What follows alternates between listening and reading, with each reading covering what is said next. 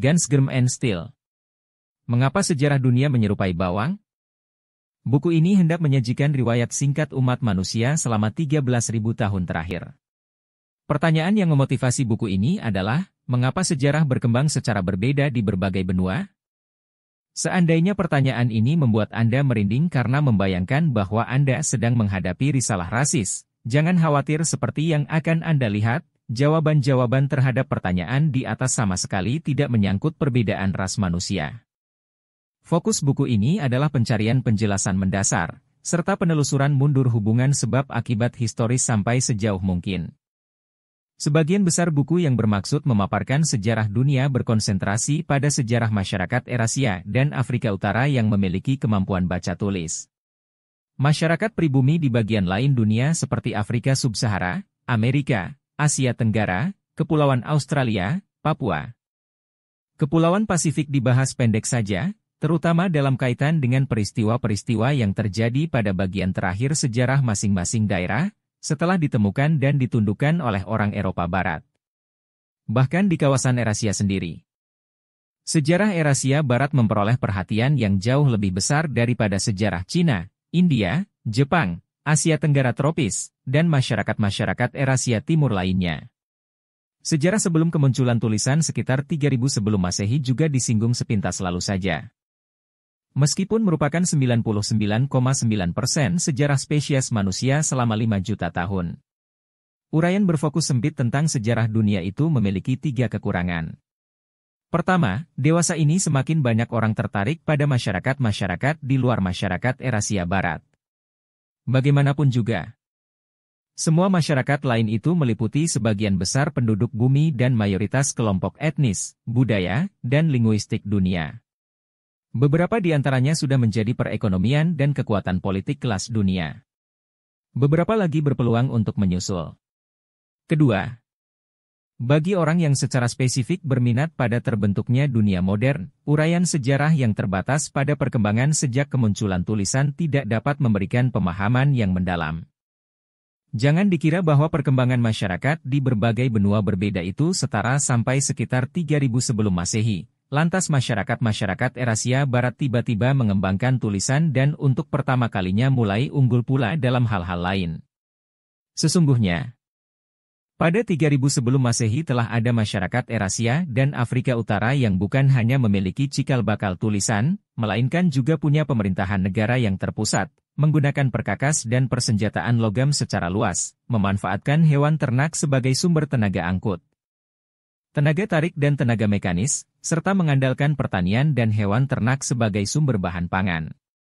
Hal-hal ini tidak terdapat pada sebagian besar atau bahkan seluruh bagian benua-benua lain pada waktu itu. Beberapa di antaranya, namun bukan semuanya. Kemudian muncul di sejumlah bagian Amerika dan Afrika Sub-Sahara, tetapi hanya dalam rentang waktu 5 milenium sesudahnya. Dan tak satu pun muncul di Australia asli. Itu seharusnya memberi peringatan bagi kita bahwa akar dominasi Eurasia Barat di dunia modern terletak pada masa lampau pratulisan sebelum 3000 sebelum Masehi. Saya mengartikan dominasi Eurasia Barat sebagai dominasi masyarakat-masyarakat Eurasia Barat itu sendiri beserta masyarakat yang dilahirkannya di benua lain. Ketiga, suatu uraian sejarah yang terfokus pada masyarakat-masyarakat Eurasia Barat sepenuhnya mengabaikan pertanyaan besar yang sudah seharusnya diajukan. Mengapa justru masyarakat-masyarakat itu yang menjadi berkuasa dan inovatif melebihi takaran sewajarnya? Berbagai jawaban lazim untuk pertanyaan ini merujuk kepada kekuatan yang berpengaruh langsung, seperti kebangkitan kapitalisme, perniagaan, penyelidikan ilmiah, teknologi, serta kuman berbahaya yang menewaskan penduduk benua lain ketika mereka berhadapan dengan orang Eurasia Barat. Tetapi mengapa semua unsur pendukung penaklukan itu muncul di Eurasia Barat, dan hanya secara terbatas atau bahkan tidak muncul sama sekali di tempat-tempat lain? Semua elemen tersebut hanyalah faktor langsung, bukan penjelasan mendasar. Mengapa kapitalisme tidak berkembang di Meksiko prakolonial, perniagaan di Afrika Sub-Sahara, penyelidikan ilmiah di Cina, teknologi maju di Amerika Utara prakolonial, dan kuman berbahaya di Australia prakolonial? Jika pertanyaan itu ditanggapi dengan mengungkapkan faktor-faktor budaya yang khusus misalnya, penyelidikan ilmiah yang di Cina konon terhambat oleh tradisi Konghucu. Tetapi di Eurasia Barat dirangsang oleh tradisi Yunani atau Yudeo-Kristiani, maka kebutuhan akan penjelasan mendasar tetap terabaikan, mengapa tradisi seperti Konghucu tidak berkembang di Eurasia Barat, atau sebaliknya tradisi Yudeo-Kristiani di Cina. Selain itu, pendekatan tersebut juga tidak mengindahkan kenyataan bahwa Cina semasa Konghucu lebih maju dalam teknologi dibandingkan Eurasia Barat sampai sekitar 1400 sebelum Masehi. Beberapa pembaca mungkin merasa bahwa saya mengambil posisi yang berseberangan secara ekstrim terhadap uraian sejarah konvensional dengan mengurangi porsi pembahasan Eurasia Barat demi bagian-bagian lain dunia. Tanggapan saya adalah bahwa bagian-bagian lain dunia itu banyak memberi petunjuk. Karena mencakup masyarakat yang begitu banyak dan begitu beragam di dalam wilayah geografis yang sempit. Pembaca lainnya mungkin sependapat dengan salah seorang pengulas buku ini. Dengan setengah bergurau, si pengulas menulis bahwa saya seakan-akan memandang sejarah dunia sebagai bawang, di mana dunia modern merupakan kulit terluar dan setiap lapisan harus dikupas dalam rangka mencari pemahaman sejarah. Ya, sejarah dunia memang menyerupai bawang. Tetapi pengupasan lapis demi lapis bawang itu mempesona, menantang dan luar biasa penting bagi kita dewasa ini, ketika kita berupaya memahami pelajaran masa lalu demi masa depan kita. Pertanyaan Yali. Kita semua sadar bahwa sejarah berkembang berbeda-beda untuk orang dari bagian dunia yang berbeda. Dalam kurun waktu 13.000 tahun sejak zaman es terakhir, beberapa bagian dunia melahirkan masyarakat industri yang melek huruf dan memiliki perkakas logam. Bagian lain menghasilkan masyarakat pertanian yang buta huruf, sementara bagian lain lagi mempertahankan masyarakat pemburu pengumpul dengan perkakas batu. Ketimpangan sejarah ini berdampak sampai ke zaman modern. Karena masyarakat melek huruf dengan perkakas logam telah menaklukkan atau memusnahkan masyarakat-masyarakat lainnya. Perbedaan-perbedaan itu merupakan fakta sejarah dunia yang paling mendasar, tetapi penyebab semua perbedaan tersebar tetap belum jelas dan kontroversial. Pertanyaan membingungkan tentang asal mula berbagai perbedaan itu disampaikan kepada saya 25 tahun lalu. Dalam bentuk yang sederhana dan pribadi. Pada bulan Juli 1972 saya sedang berjalan menyusuri pantai di Papua Nugini, tempat saya sebagai ahli biologi meneliti evolusi burung. Saya sudah mendengar kabar tentang politikus lokal yang hebat bernama Yali, yang ketika itu sedang berkeliling di distrik tersebut. Secara kebetulan Yali dan saya menuju ke arah yang sama pada hari itu, dan dia menyusul saya. Kami berjalan bersama selama 1 jam sambil terus berbincang. Yali memancarkan karisma dan energi. Matanya bersinar-sinar secara memukau. Dia berbicara dengan yakin mengenai dirinya sendiri, tetapi juga mengajukan banyak pertanyaan tajam dan mendengarkan saya dengan sungguh-sungguh. Percakapan kami dimulai dengan suatu subjek yang saat itu berada di dalam pikiran setiap orang Nugini, yaitu perkembangan politik yang pesat. Papua Nugini sebagaimana negara Yali kini dikenal ketika itu masih berada di bawah administrasi Australia sesuai mandat Perserikatan Bangsa-Bangsa. Tetapi kemerdekaan sudah diambang pintu. Yali menjelaskan kepada saya bagaimana perannya dalam mempersiapkan penduduk setempat untuk menjalankan pemerintahan sendiri.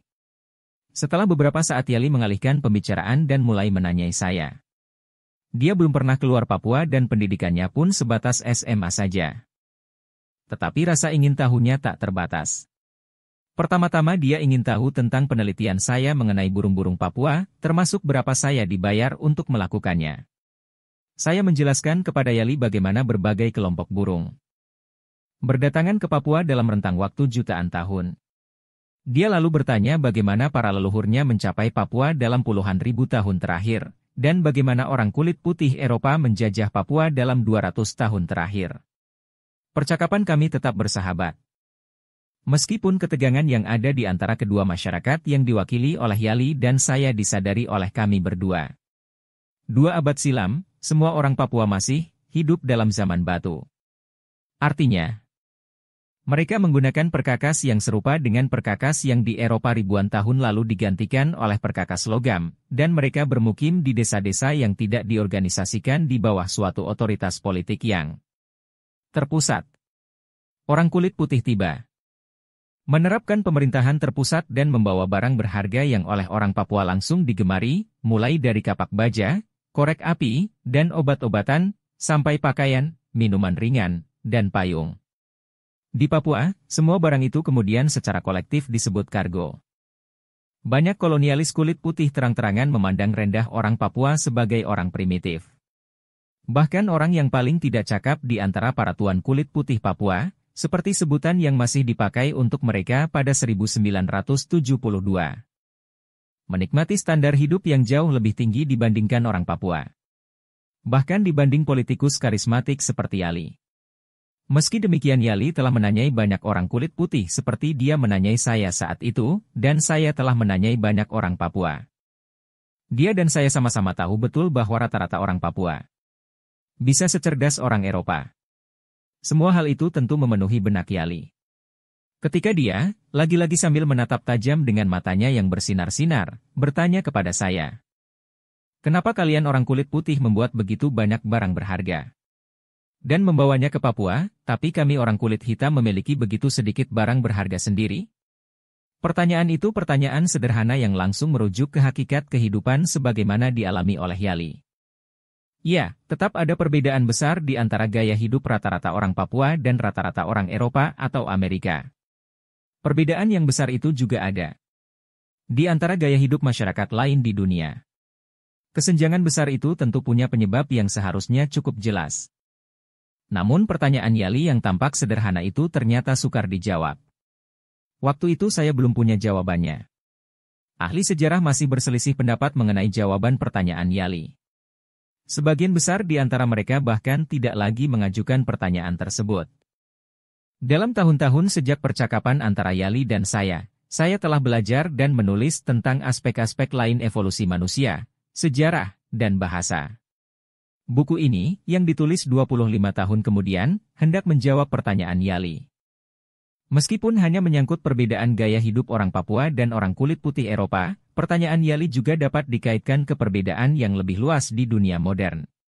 Suku bangsa keturunan Eurasia terutama suku bangsa yang masih hidup di Eropa dan Asia Timur ditambah yang berpindah ke Amerika Utara, mendominasi dunia modern dalam hal kemakmuran serta kekuasaan. Suku bangsa lain termasuk sebagian besar suku bangsa Afrika telah melepaskan diri dari belenggu penjajahan Eropa namun tetap tertinggal jauh dalam hal kemakmuran dan kekuasaan. Suku bangsa lain lagi, termasuk penduduk asli Australia, Amerika, dan ujung selatan Afrika, bahkan tidak lagi menjadi tuan atas tanah mereka. Melainkan telah dibantai, ditundukkan, dan dalam beberapa kasus bahkan dimusnahkan oleh kaum penjajah Eropa.